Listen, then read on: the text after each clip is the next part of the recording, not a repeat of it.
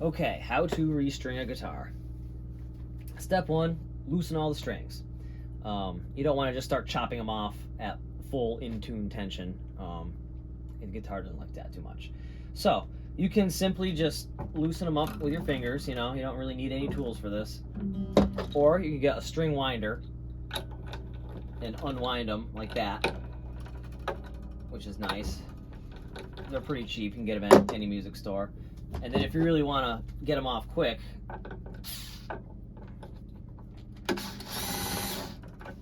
you can get some sort of electric screwdriver with one of these attachments, which is how I do it because I have a lot of guitars to do. That one's not sticking in too good.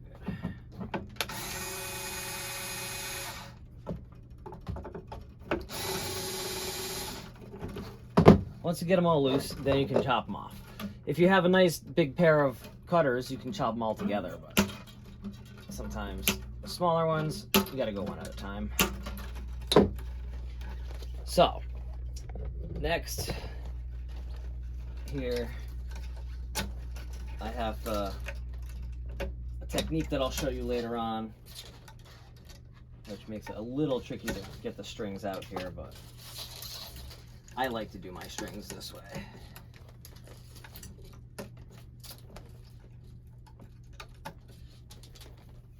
All right.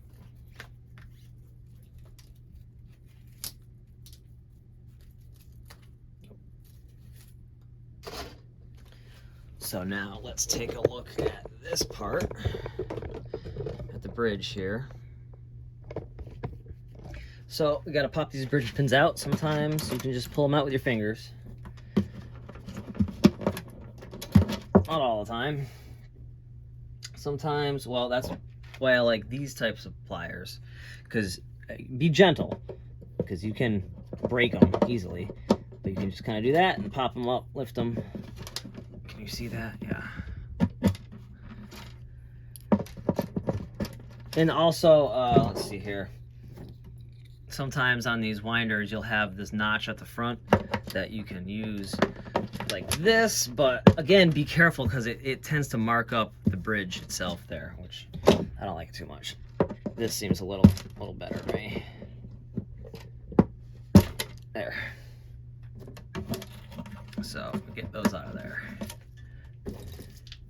Now, the next many steps are what I'm going to be doing to this guitar so I can start playing it again. And this is what I do on, like, I call this like, a deluxe restring or something.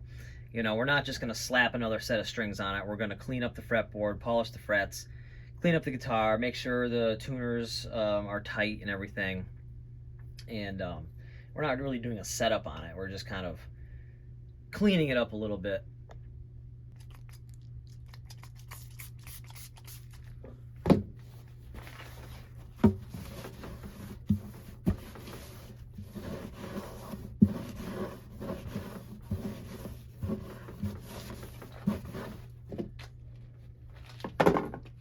Okay, so I just wiped it down with a little bit of guitar polish just to clean it up.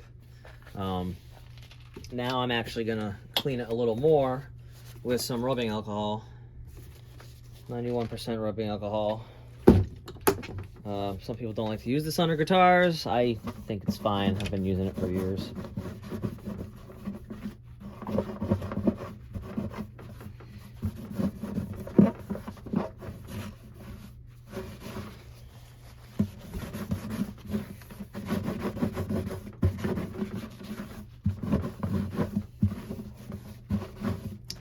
And we're going to do the same thing all the way down the fretboard. Try to clean it up a little bit before we polish the frets.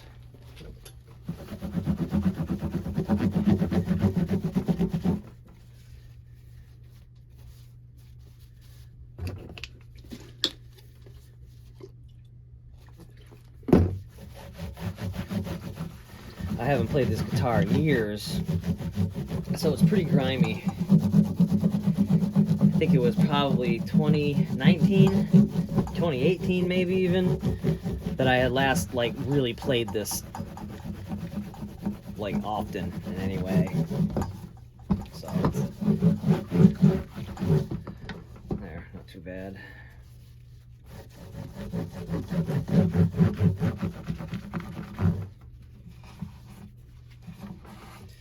Clean that pickup.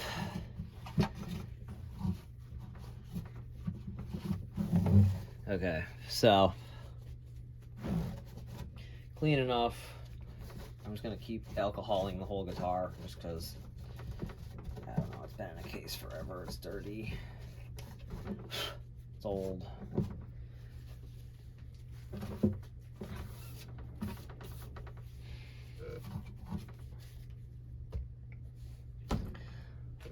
Okay, fret polishing. So there's a couple different ways you could do this. You could actually tape off every fret like this. Right there, get it right up next to it. Another piece on this side. And I mean, if you really want to go nuts, you could cut this and then keep going and do the entire fretboard all at once. Or you could work on one fret at a time, make it nice, and then just move it on down like that after you're done. And do that on every fret. And that's a way to do it. You know, you're gonna have to change your tape every couple of frets. It'll get, you know, nasty. You can kind of just flip it around, use the other side a couple times, you know. I've done it like that before, but I much prefer these things. They also suck in their own special ways, but I think they're better. So you can hold them like that, and you can get some steel wool. This is usually how I do it. Let's see here.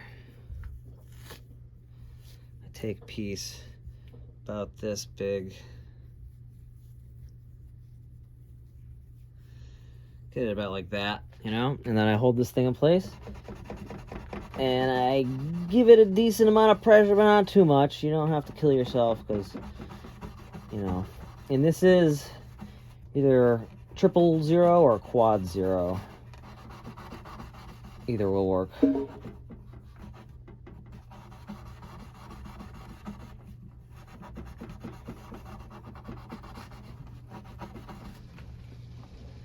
So that looks pretty good. And that's one way to do it. The other way to do it is the Dremel with a wheel, a fabric wheel on it. And this is brown polishing compound from Harbor Freight.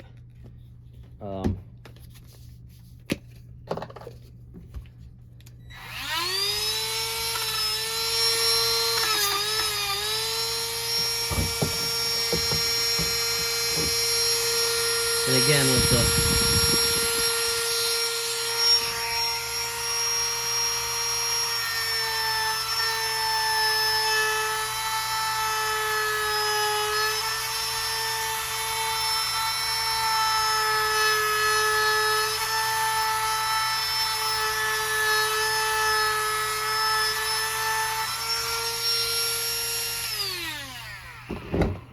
so you could use that, and look at that. It looks,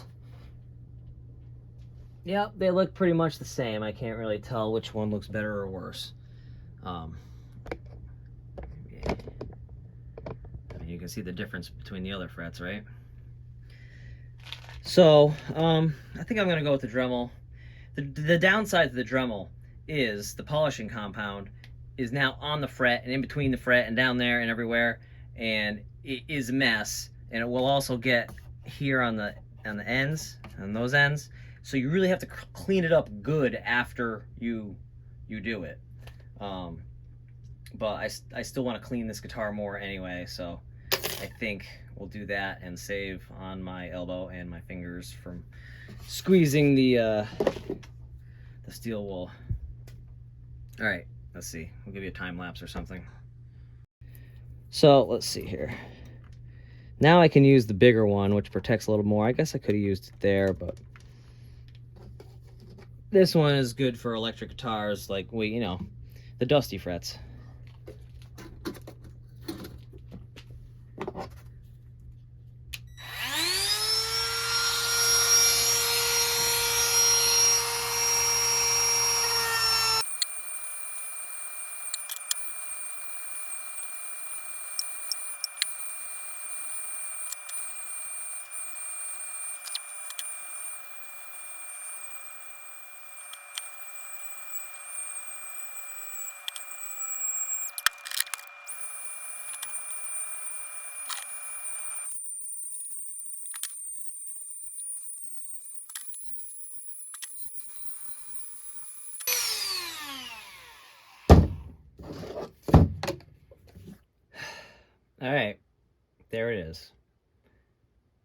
That's how you do it.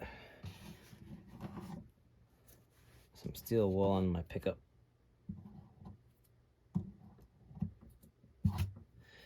All right, so now after I have used the Dremel method to polish the frets, now there's a bunch of polishing compound like on the frets and jammed in the corners of every fret. So we got to get that out of here now because it will turn your fingers black when you play, and nobody wants that. That's not cool. So start going at it. And when it comes out clean, it's clean, you know? Like,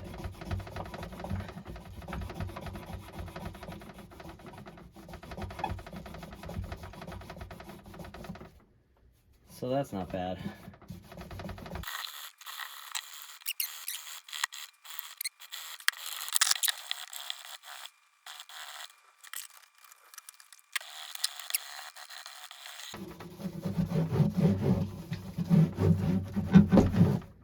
All right, that's pretty clean.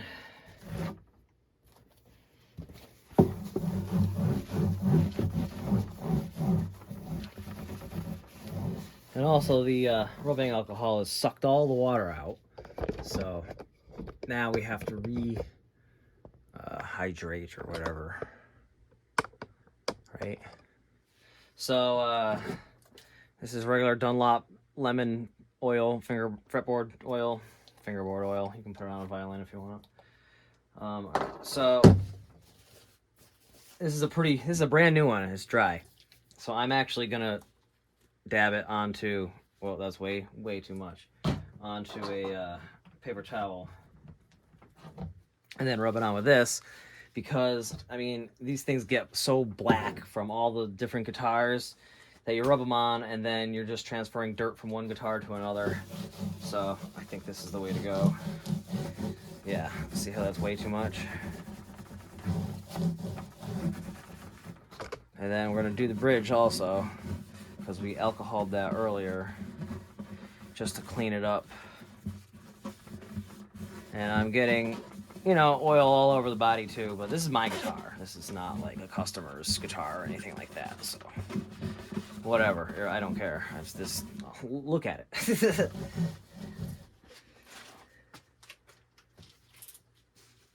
Then I'll go back to my alcohol paper towel to clean the oil off of my hands. And I'll let it soak in for however long. So we'll be back. All right, here's the part you actually clicked on the video for. So I got the guitar all, you know, ready for fresh strings. I got the bridge cleaned up and oiled. I got the fretboard cleaned, oiled, and the frets polished. I guess the last thing we should check is to make sure that these nuts on the tuners are tight. So almost, these are Grovers. Almost all guitar tuners seem to be a 10mm for the nut, if it has a nut. Not all of them. Oh, yeah, see, that one needed a little bit. There. You don't want to go wicked tight. You just want to snug them up a little bit so that they don't come loose and start rattling while you're playing.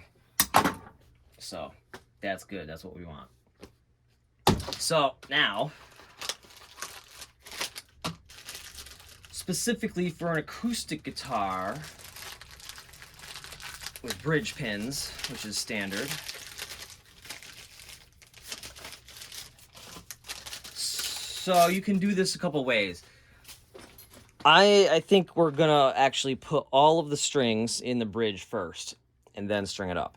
You can go one at a time. It really doesn't matter how you do it. So you take your string here. You have your string with your ball end, right? And you have your bridge pins. So what's going on here? You have this slot in your bridge pin that's for the string. Some people think they go in like this, and they kind of can go in like that, with the ball sitting underneath the peg, which, I mean, it can work, but at some point it's probably gonna slip out and end up like this, which is actually how it's really supposed to be sitting in there. So what I do is I just bend the wrap at the bottom where the ball's connected. Just give it a little bend. Doesn't have to be too much, just enough. And then, so it's gonna sit in the guitar like this. And that ball is gonna be stuck between, well, the peg and then the bridge plate. So this is the bridge, and then there's the top of the guitar. Underneath the top of the guitar is another piece of wood that's called the bridge plate, and that's where this sticks. So we're gonna put the ball in the hole, right? And then we're gonna slide this in, and we're gonna make sure that ball is kind of staying right here at the top of the hole as the pin goes down past it. So that way it's tight. And you can actually see, maybe, yeah, you can see a little bit of that wrap is popping out there. So you know that the ball is not all the way down at the end of the peg. Sometimes this wrap can be a problem depending on if your bridge saddle itself is very low and it's riding on that wrap, and then you're gonna get some buzz because it's, you know, it's not all the way down. So this one looks okay. The wrap's kind of on the side. You know, maybe you could take it out and like re-bend it so that that wrap, yeah, right there. See how it bumps up? So instead of it bending out that way, I'm gonna put that bump on the top and bend it down away from it. I got to do this off camera. So that way, when I put it back in the hole with the pin, that little bump is on top rather than on the bottom, so that your string goes over the bridge properly and doesn't have anything bumping it up to screw stuff up. It'll mess up the tension, and it'll mess up, you know, it just pops that string up so it buzzes and doesn't like seat firmly. So this is just how you get the strings on into the guitar. So this is actually, what string is this? Oh, this is the G string. I actually don't use wound G strings because of the way that I play and the blues and stuff like that. I like a plain G. I like it to feel just like an electric guitar. That has nothing to do with this restring lesson.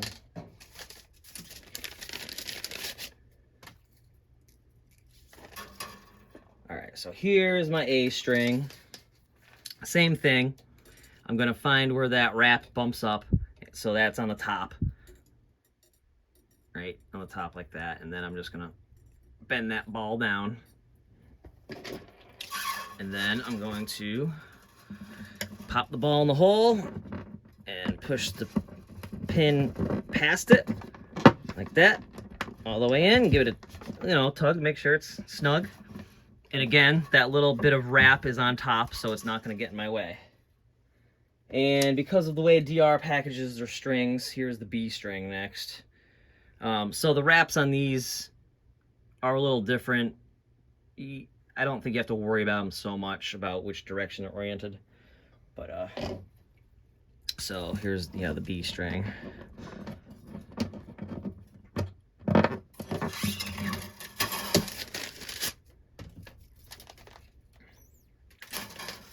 Here's the D. Again, I'm gonna find that bump. Put my thumb on it, bend it down a little bit.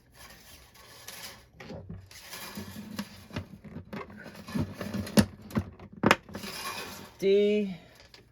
D is packaged with the high E.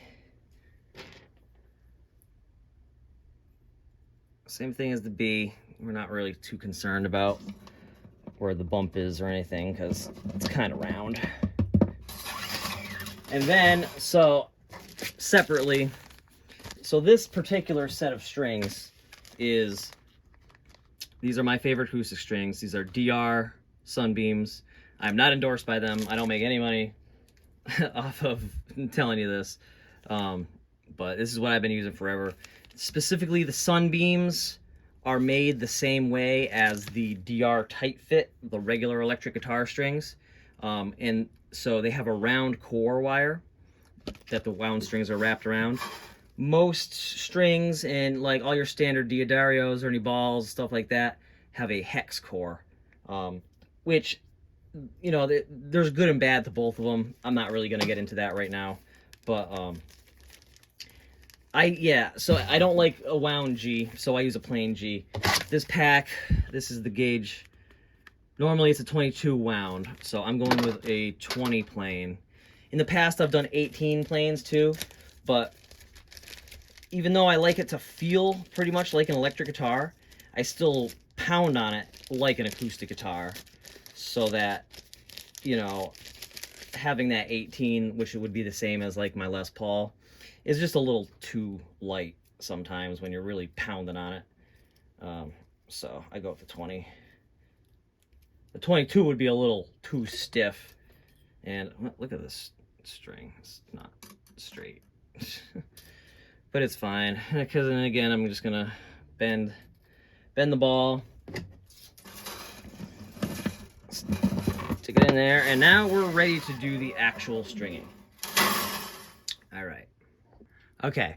Here's the important part. Here's how we actually get the strings on the tuners.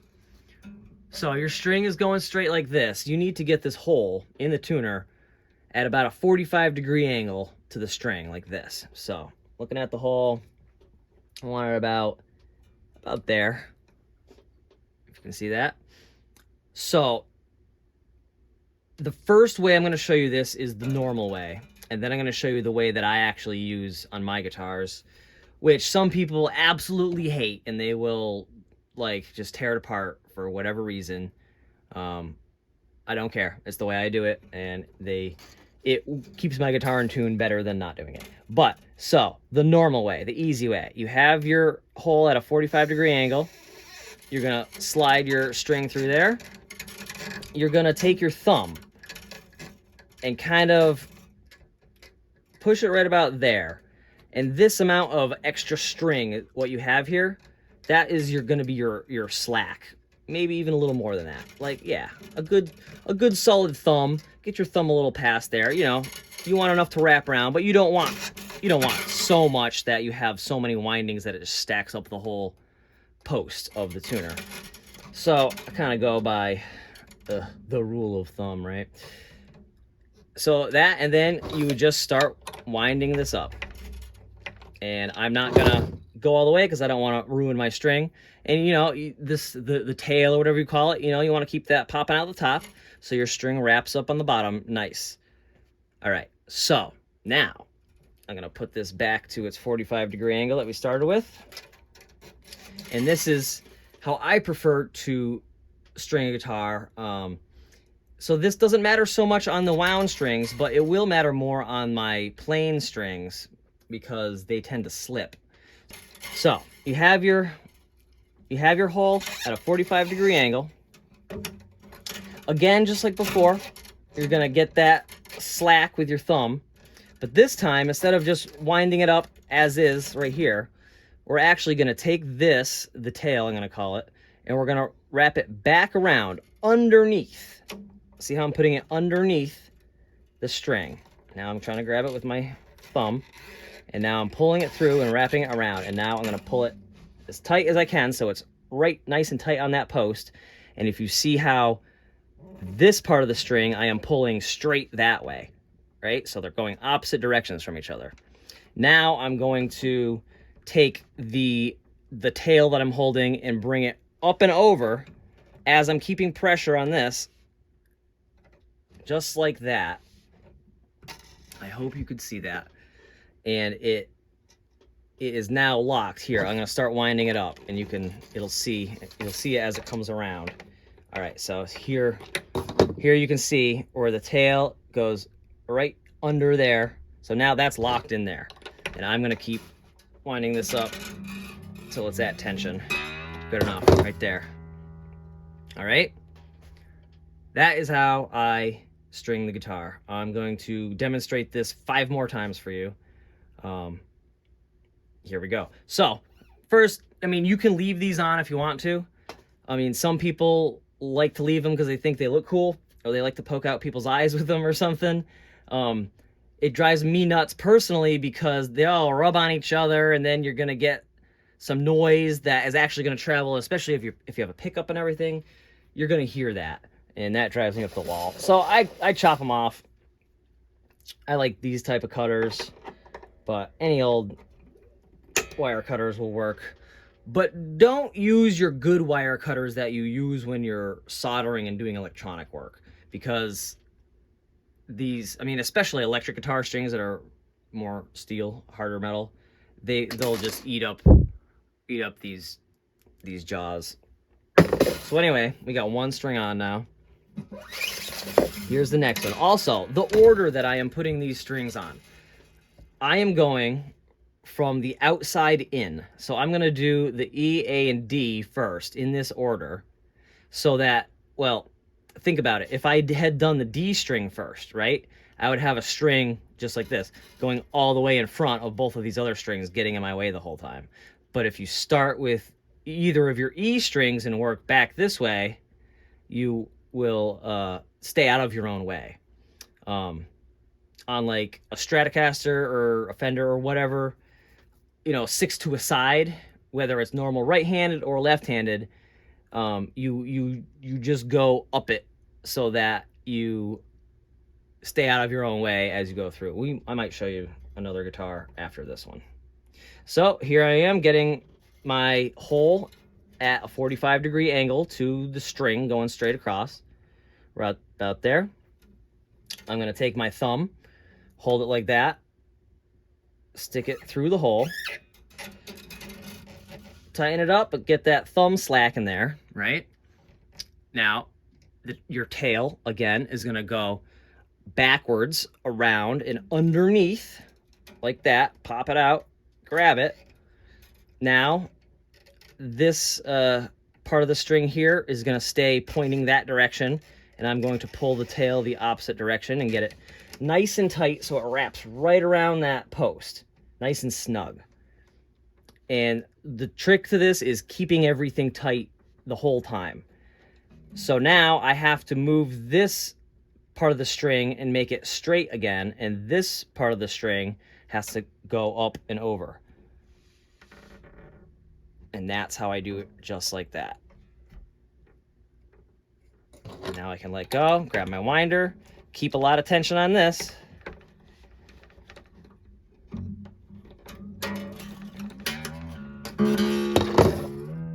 Good enough, there it is. 2 strings on. And now we're gonna chop that one, get it out of the way. All right, time for the D string. So again, look at that hole, get it about a 45-degree angle, come in from the top,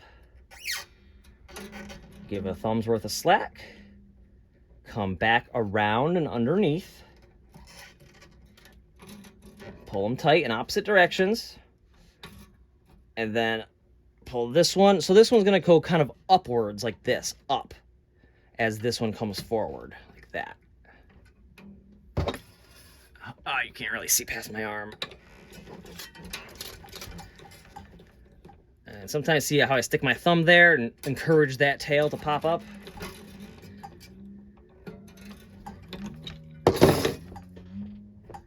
There you go.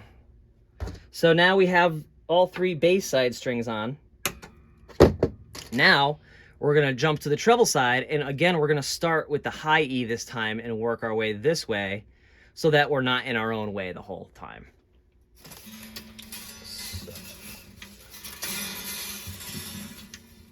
So here's our high E string. So now everything's backwards. So we still, you know, want our hole on a 45-degree angle, but now the angle is going to be this way as opposed to this way, right? That makes sense? And looks like my tuner is pretty much already there. So now things are a little backwards. I'm going to use my finger, my first finger, my index finger, pointer finger, for the slack, like this. So see, I'm giving it, you know, I try to give it the same amount as I was giving my thumb on the other side. And again, now here's your tail on this side, and it's going to come around this way and underneath. Can you see? Yes. Just like that. And you got to catch it on the other side. And now you want to pull that nice and tight, especially on these plain strings. You don't want gaps and stuff. So that's nice and tight around that. And now I'm going to pull this string still kind of this direction. I'm pulling it this way as I pull this upwards towards the ceiling and back around. And at the same time, I am going to allow this, still with tension on it, to come straight, just like that. See how that snapped right in there? And now that's locked. So, and this, like I said, is especially important for your plain unwound strings because they don't have nearly as much friction because, you know, there's no windings on it. So that really helps to lock it in there. It's a little awkward sometimes using your left hand when you're used to using your right hand or whatever, but it works. And I mean, you could also use, you know, your power drill string winder too, but I want you to actually see what's happening and not just slap them on there. 2 more. All right, so here's the B string. Same deal, 45-degree angle, going this way, holding it with my finger, in through the top, back around, backwards. This is backwards, right? That seems backwards. Underneath. And hold this, and make sure this is nice and snug right around that post. You can wrap your finger around it if you have to. Pull this way. This is going up towards the ceiling. It's hard to grab onto them because they're slippery, especially with fretboard oil on your fingers. Yeah. The thicker the strings get, the trickier, well, the tougher they are to get to cooperate. But, you know, after a couple times restringing your guitar, you'll get some practice. If you have multiple guitars, try restringing them all on the same time, on the same day or whatever, just so you can get some practice back to back. Just like playing the guitar, learning a song. It's exactly the same thing. You just have to do it enough times that it becomes muscle memory. All right, my last string, my weird, plain, unwound acoustic G string. So here we go. Got the right angle, coming in from the top.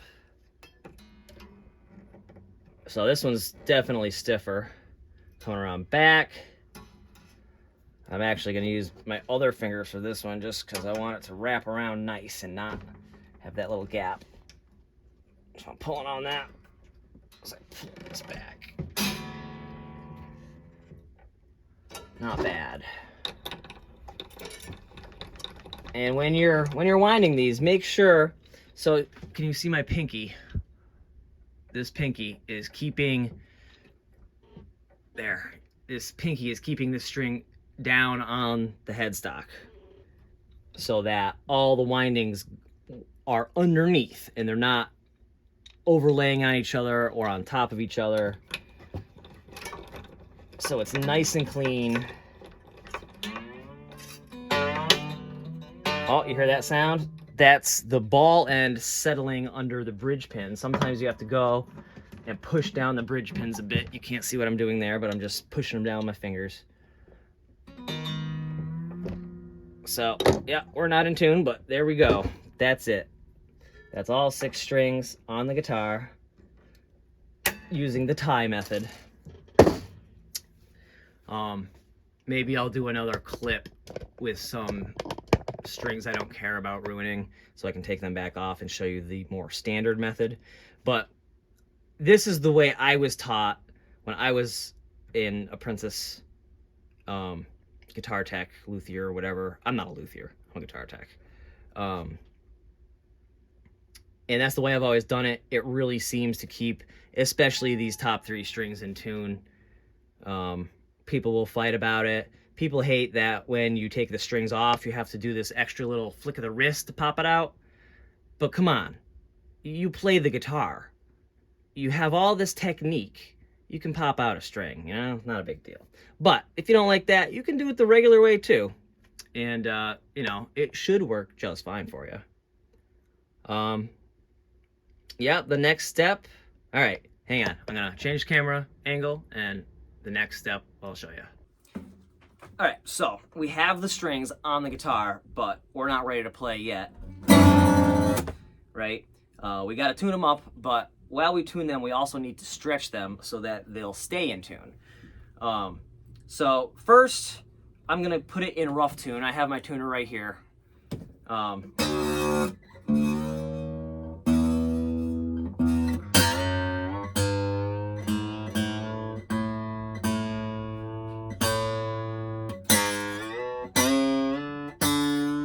So I'm not going for perfect. I'm just getting them close to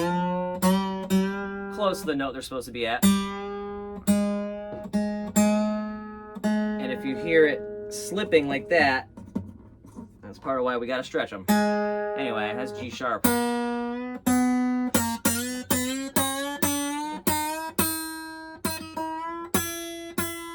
Good enough.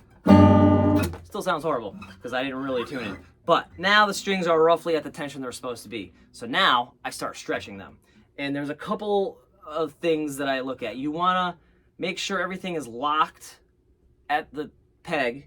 And you also wanna make sure that the ball is locked in underneath the bridge pin down here. So sometimes you wanna kind of keep your thumb on that while you're stretching them. It depends. Different guitars, everything's a little different, you know? So what I normally do is I hold it around the first fret, and I just kind of I hold that down so it doesn't pop out of the nut. And I just start tugging up and down the string a bit. And I get my palm of my hand here into it too. I push down and pull up with my finger. And I go up and down the string a couple times like this. And now it should be down like 2 steps. Oh, 1 step. Get it back roughly in tune. And then I just do the same thing on all the strings. You can't, so you gotta be firm, but you can't tug too hard because you can rip the strings right off or break them. And especially as you're going up to the lighter strings, you know, that could be a problem. So I'm kind of going back and forth. I've got a couple strings here, but you know, just getting them all ready to go. And sometimes even after doing this, you'll play a song or two and then it's going to be out of tune and you got to tune it again and give them a few more tugs. And see how I'm moving this finger up sometimes just to get different areas of the string, you know, nice and stretched out and make sure everything's good and seated down there. So now we're on the B string. Now we got to be a little more careful because we don't want to just rip the string off.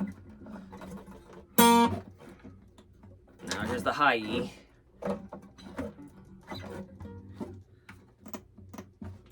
So that seems pretty well stretched.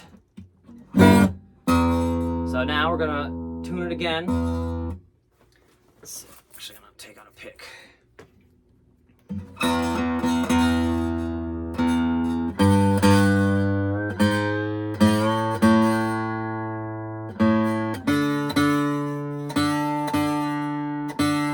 This guitar is pretty buzzy.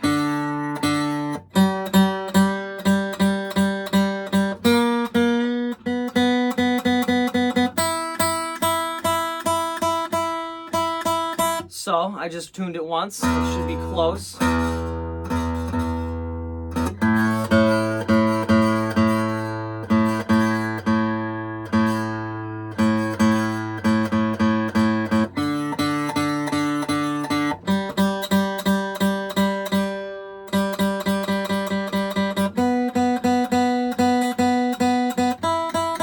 There's the second tuning, get a little closer.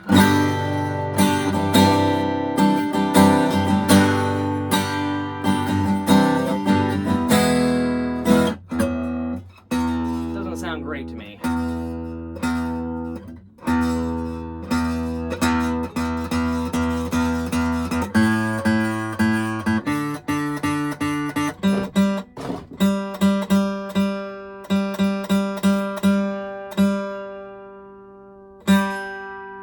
Oh, this guitar might need a little more work. It's been a while. It's been like 5 years at least since I've really played it in any, you know, on stage sense. Because that's some pretty bad buzz on the low 3 strings,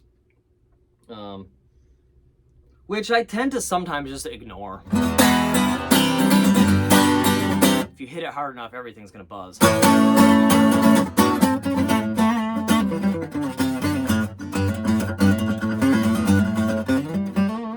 It might have to do with how much oil I put on the fretboard after so long of not having any.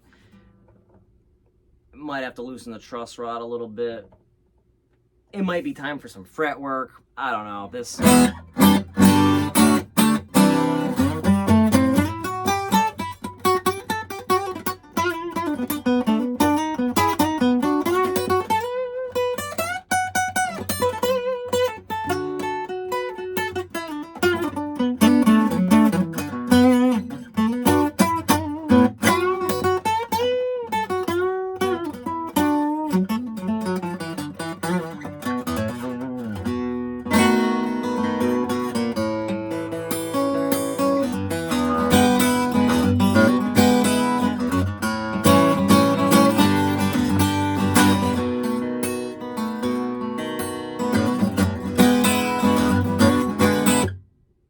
yeah, I think that's good. It's good enough for now anyway. Take it easy.